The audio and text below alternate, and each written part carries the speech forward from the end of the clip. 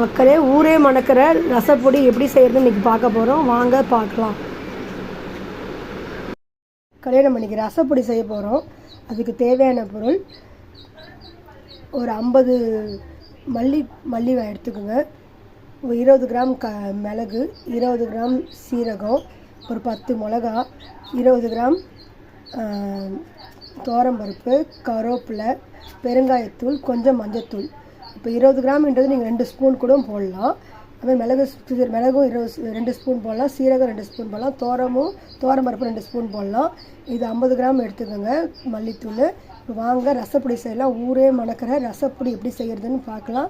இதை செஞ்சிங்கன்னா உங்கள் வீட்டில் ஒருத்தர் கூட ரசம் ஊற்றாமல் சாப்பிட மாட்டாங்க. ரசம் தான் தினக்கு வைக்க சொல்லுவாங்க. வாங்க செய்யலாம். எப்படி ரசப்பொடி செய்கிறது. ஃபஸ்ட்டு நீங்கள் தனியாவை போட்டு வறுத்துக்குங்க. மக்களே, தனியா மல்லித்தூளை வந்து நல்லா மனம் வர வரைக்கும், அதாவது ஸ்மெல் வர வரைக்கும் வறுத்துக்குங்க கல்லில் போட்டு.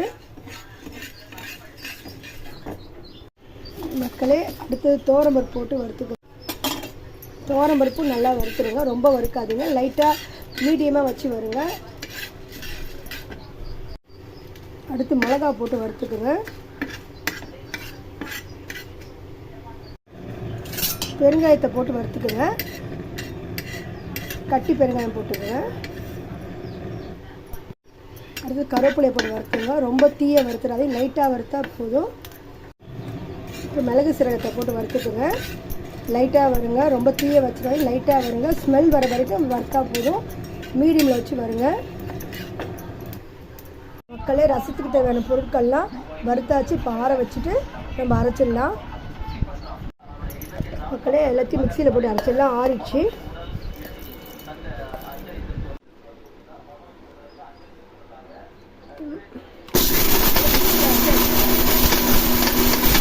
மக்களே, ஊரே மணக்கம் ரசப்பொடி ரெடி ஆயிடுச்சு. இப்போ இதை நீங்கள் ரசத்தில் போட்டு செஞ்சிங்கன்னா ரோட்டில் போகிறவங்க கூட எங்கே ஸ்மெல் வருது சொல்லி பார்த்து உங்கள் வீட்டுக்கே வந்துடுவாங்க. இந்த ரசப்பொடியை போட்டு ரசம் வச்சு பாருங்கள், சூப்பராக இருக்கும். இதை வந்து ஒரு ஏர்டைட் கண்டெய்னரில் போட்டு மூடி வச்சிங்கன்னா 6 மாதம் கெட்டு போகாது. நீங்கள் ரசத்துக்கு போடும்போது 1 ஸ்பூன் போட்டாலே போதும். ரசம் பயங்கர நல்லா டேஸ்ட்டாக ஸ்மெல்லாக வரும். இதை ட்ரை பண்ணி பார்த்துட்டு எப்படி இருக்குன்னு சொல்லுங்கள்.